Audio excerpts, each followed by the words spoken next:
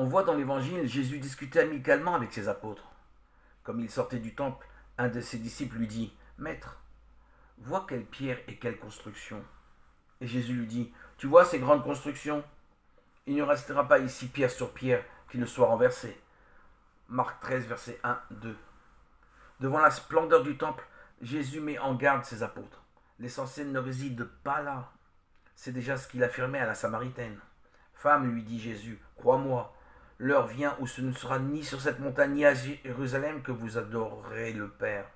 Vous adorez ce que vous ne connaissez pas. Nous adorons ce que nous connaissons, car le salut doit venir des Juifs. Mais l'heure vient, et c'est maintenant, où les vrais adorateurs adoreront le Père en esprit et vérité. Aussi bien, ce sont ceux-là que le Père cherche pour adorateurs. Dieu est esprit, et ceux qui l'adorent doivent adorer en esprit et vérité.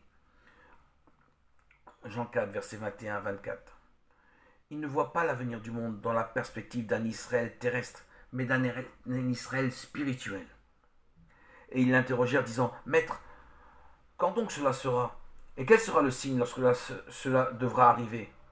Or il leur dit: Prenez garde d'être induits en erreur, car plusieurs viendront sous mon nom en disant: C'est moi, et le temps est proche. Ne vous mettez pas à leur suite. Luc 21, versets 7 à 8.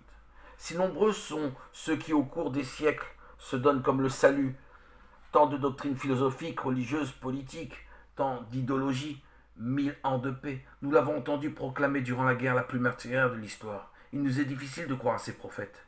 Ne vous mettez pas à leur suite. Luc 21, verset 8. Jésus se donne ici comme l'unique sauveur. Il est la pierre angulaire sur laquelle il faut construire notre vie.